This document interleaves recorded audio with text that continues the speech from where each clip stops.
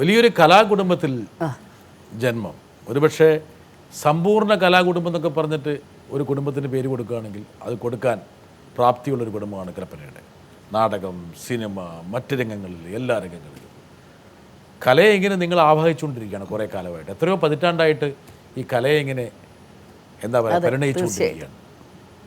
ആ ഒരു പശ്ചാത്തലമായിരിക്കാം കൽപ്പനയെ സിനിമയിലും തിളങ്ങാൻ വേണ്ടി സഹായിച്ചത്. തീർച്ചയായിട്ടും അല്ലേ?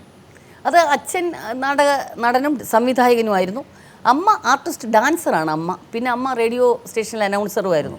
പക്ഷേ ഇപ്പോൾ ഡോക്ടേഴ്സിൻ്റെ മക്കൾ ഡോക്ടേഴ്സ് ആവുന്നു, എഞ്ചിനീയേഴ്സിൻ്റെ മക്കൾ അതാവുന്നു എന്ന് പറഞ്ഞ പോലെ അച്ഛൻ്റെ പാത പിന്തുടർന്ന് അച്ഛൻ പറഞ്ഞത് മക്കളിൽ ഞാനൊരാൾ വരണം എന്നേ അച്ഛൻ ആഗ്രഹിച്ചുള്ളൂ. അച്ഛൻ്റെ നാടക ട്രൂപ്പ് എന്നെ ഏൽപ്പിക്കണം എന്ന്. പക്ഷേ ഈ പറഞ്ഞ പോലെ മക്കളെല്ലാം ഇതിൽ തന്നെ ഓട്ടോമാറ്റിക്കായിട്ട് വന്നു. അച്ഛൻ്റെ നാടക ട്രൂപ്പ് ഞാൻ നടത്തണം, അച്ഛൻ്റെ ആഗ്രഹം അതായിരുന്നു. ബാക്കി പൊടിമോളൊന്നും ആരുടെയും വെട്ടത്ത് പോലും വരുന്ന കുട്ടിയായിരുന്നില്ല. കല തൊട്ട് തീണ്ടിയിട്ടുണ്ട് ആ കുട്ടിക്കെന്ന് ചെറുപ്പത്തിൽ അറിയില്ല. ഉർവശി മൂത്തവള് സുന്ദരിയാണ്. പക്ഷെ അവൾക്കും ഒരുപക്ഷെ അധികം കലാരഞ്ജിനി അവള് വന്നിട്ട് ഭയങ്കര ഒരു സോഫ്റ്റും അതിന് ശബ്ദം അന്നേ ശബ്ദത്തിന് പ്രോബ്ലം ഉള്ള കുട്ടിയാണ്. അവളും വരുമെന്ന് കരുതിയിരുന്നില്ല. അപ്പൊ എന്നിലായിരുന്നു അച്ഛന്റെ പ്രതീക്ഷ. കുടുംബത്തിലെ കാന്താരി കൽപ്പനയായിരുന്നു. ആയിരുന്നു. ഞാനാണ് ആദ്യം ഫീൽഡിൽ വന്നതും. ഞാനായിരുന്നു ഗാന്ധാരി, ബാക്കിയൊക്കെ കുന്തികളുമായിരുന്നു. ഞാൻ ഉദ്ദേശിച്ച മറ്റേ കാന്താരിയെ. എനിക്ക് മനസ്സിലായി. കൊളസ്ട്രോളിന് ബെസ്റ്റാണ്. അങ്ങനെ വളരെ ചെറുപ്പത്തിലെ കൽപ്പന സിനിമയിലേക്ക് വന്നു. പക്ഷെ അതെല്ലാം സന്തോഷപൂർവ്വമായിട്ടുള്ള മുഹൂർത്തങ്ങളായിരുന്നില്ല. ഒരുപക്ഷെ ഉർവശി ഉള്ളതുകൊണ്ട് കൽപ്പനയെ തള്ളിക്കളഞ്ഞ മുഹൂർത്തങ്ങളുണ്ട് സിനിമയിൽ.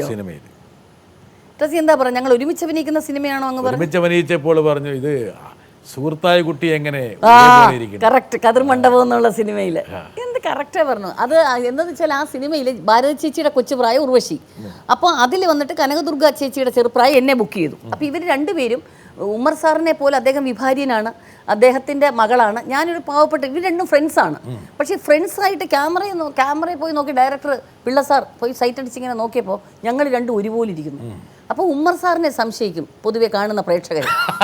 ഇല്ലേ, ഇങ്ങേർക്ക് ഇല്ലീഗലായിട്ട് വേറൊരു മോളാണോ ഉമ്മറിനെ കുറിച്ച് വലിയ സംശയമായിരുന്നു അന്ന് അത് ചെയ്യുന്ന റോളിൽ. അതിന്റെ കൂടെ ഇതും കൂടി ആയി കഴിഞ്ഞാൽ ആണ്. അപ്പോൾ അതുകൊണ്ട് എന്നെ മാറ്റി നിർത്തുകയായിരുന്നു. അവൾ അഭിനയിച്ചു. പക്ഷെ അന്ന് എൻ്റെ പൊടിമോള് പറഞ്ഞത് അവൾ അഭിനയിക്കട്ടെ, എനിക്ക് അഭിനയിക്കാൻ അറിഞ്ഞുകൂടാ, മിനിച്ചേച്ചി അഭിനയിക്കട്ടെ എന്നാണ് അവൾ പറഞ്ഞത്. പക്ഷേ അവളായിരുന്നു ആപ്റ്റ് ആ ക്യാരക്ടറിന്. അങ്ങനെയാണ് ഞാൻ അതിൽ നിന്ന് മാറിക്കൊടുത്തത്. പക്ഷെ അതിന് മുൻപേ ഞാൻ അഭിനയിച്ചു കഴിഞ്ഞു ശിവസാറിൻ്റെ സിനിമ യാഗത്തിൽ. അങ്ങനെ 1-2 സിനിമ കഴിഞ്ഞിട്ടാണ് അവൾ പിന്നെ അഭിനയിക്കുന്നത്. പിന്നീട് വളരെ പ്രധാനപ്പെട്ട ഒരു സിനിമ ഉണ്ടായി, മഞ്ഞ്, എം ഡി സാർ. അതൊക്കെ എനിക്ക് തോന്നുന്നു കൽപ്പന എന്നുള്ള നടിയെ യഥാർത്ഥത്തിൽ കടഞ്ഞെടുത്തുകൊണ്ടുള്ള ഒരു പ്രക്രിയയായിരുന്നു അത്. പക്ഷെ ഇതൊക്കെ ആണെങ്കിൽ തന്നെയും കൽപ്പന ആദ്യ സമയത്ത് ടേക്ക് ഓഫ് ചെയ്തത് ഒരു പക്ഷേ മലയാളത്തിലല്ല, മറ്റ് ഭാഷകളിലാണ്. വേണമെങ്കിൽ ചെറിയൊരു ദൃശ്യത്തിലേക്ക് പോകാം. ஒரு கிழவிதானே இருக்கா? அந்த கிழவிக்கு ஒரு பையன் இருக்கான்ல, அவன் நேத்து தான் கேரளால இருந்து ஒரு பொண்ணை கல்யாணம் பண்ணி கொண்டு வந்திருக்கான். அந்த பொண்ணுக்கு ஒரு 10-15 வயசு தான் இருக்கும். அந்த பொண்ணை போய் கலாட்டா பண்ணிட்டு இருக்கா. கேரளா பொண்ணு 15 வயசு, எழுத்து வீட்டுக்கு புதுசா குடி வந்திருக்குங்கற தப்பாச்சே.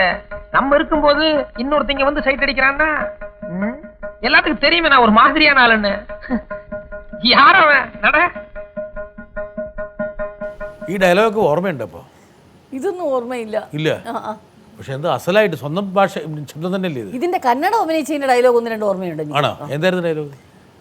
ഇദ്ദേഹത്തിനോട് ഞാൻ പറയും, എന്നെ വിട്ടിട്ട് വേറൊരു സ്ത്രീയുടെ കൂടെ ഞാൻ തന്നെ കല്യാണം കഴിപ്പിച്ച് വിടുകയാണ് ഇദ്ദേഹത്തിന് പോകാൻ പറഞ്ഞത്. അപ്പോൾ അത് കരഞ്ഞിട്ട് അദ്ദേഹത്തിന് അത് ഇഷ്ടപ്പെട്ടു, ഭർത്താവിന് ഇഷ്ടപ്പെട്ടിട്ട് ഞാൻ പിന്നെ പ്രഗ്നൻ്റ് ആയപ്പോൾ ഇദ്ദേഹം എന്നോട് ഒന്ന് കൊഞ്ചാൻ വരിക. കാരണം വേറെ പെണ്ണിനെ ഞാൻ കൊടുത്തല്ലോ. അപ്പോൾ വരുമ്പോൾ ഞാൻ പറയും, നിനക്ക് എത്ര സ്വല്പം മാതാടಬೇಕಾಗಿತ್ತು, കൂത്തുകൊള്ളി മാതാടണോ എന്ന് ചോദിക്കും. ഈ ചൂട് ഉരുളക്കിഴങ്ങ് അണ്ണാക്കിൽ ഒട്ടിയതുപോലെയാണ് കന്നഡമെന്ന് എനിക്ക് തോന്നിയിട്ടുണ്ട്. ആ വേവിൽ നമ്മൾ എന്തും പറയുമല്ലോ ഒരു ഭാഷ, അത് നമുക്ക് മലയാളമാണോ ഇംഗ്ലീഷാണോ എന്ന് പറയാം. ആ വേവിൽ പറയും പോലെ നിനക്ക് അത്ര സ്വല്പം മാതാടಬೇಕಾಗಿತ್ತು, എനിക്ക് നിങ്ങളോട് കുറച്ച് സംസാരിക്കണം, ഇല്ല കൂത്തുകൊള്ളി മാതാടോണ, ഞാൻ ഇരുന്ന് സംസാരിക്കട്ടെ. ಹಸಿವಾಗಿರೆ ನಾಯಿಗೆ ಇಷ್ಟ ಇಲ್ಲಿದ್ದು ರೊಟ್ಟಿ ತುಂಡು ಹಾಕಿದ ಹಾಗೆ ಆಗಿ ದೊಡ್ಡ ಟ್ಯಾಗ್ ಮಾಡಿದೆ ಹೇಳ್ದಿದ್ದೀರಾ? എന്നെ തെറി പറഞ്ഞോ? അല്ല, അത് ഈ ജന്മം അങ്ങ് വിചാരിക്കേ വേണ്ട, അങ്ങനെ പറയില്ലേ. ಹಸಿವಾಗಿರೆ ನಾಯಿಗೆ ಅವನು ನಿನ್ನ ಮಕ್ಕಳನ್ನ ಹೊಟ್ಟೆಯಲ್ಲಿ ಇಟ್ಕೊಂಡಿನಿ ಅಂದರೆ ನನ್ನ ಯಂತ್ರ ಮಾಡ್ಕೊಂಡು ತಿಳ್ಕೊಂಡಿದ್ದೀರಾ? അതായത് വിശക്കുന്ന പട്ടിക്ക് ഒരു ഇറച്ചിത്തുണ്ട് ഇട്ട് കൊടുത്തിട്ട് ഞാൻ ധർമ്മം ചെയ്തു എന്ന് പറയുന്നതാണോ ന്യായം? വിശക്കുന്ന പട്ടിക്ക് നമ്മൾ ഇട്ട് കൊടുത്തു. ഹസിവാഗിരെ നായികെ ഇഷ്ടമില്ലിದ್ರು റൊട്ടിത്തുണ്ട് ಹಾಗೆ ആಗಿ, ഇഷ്ടമില്ലാതെ ഒരു തുണ്ട് ഇതിട്ട് കൊടുത്തിട്ട് ഞാനൊരു ത്യാഗം ചെയ്തു എന്ന് പറയുന്നത് ശരിയല്ല. നിങ്ങളുടെ മക്കളെ എൻ്റെ വയറ്റിൽ നിങ്ങളുടെ കുട്ടിയെ ഇട്ടിരിക്കുന്നതുകൊണ്ട് ഉള്ള ത്യാഗമല്ലേ നിങ്ങൾ ചെയ്യുന്നു എന്നുള്ളതാണ്. തമിഴിൻ്റെ എനിക്ക് ഓർമ്മയില്ല, എന്നാൽ അദ്ദേഹം ഇരുത്തി കാണാതെ പഠിപ്പിച്ചതാണ് എല്ലാ ഡയലോഗും എന്നെ. ഞാൻ ഡയലോഗ് കാണാം, മലയാളത്തിൽ ഇപ്പോഴും എനിക്ക് ഒരു വാക്കിന് പോലും പ്രോമിറ്റ് വേണം.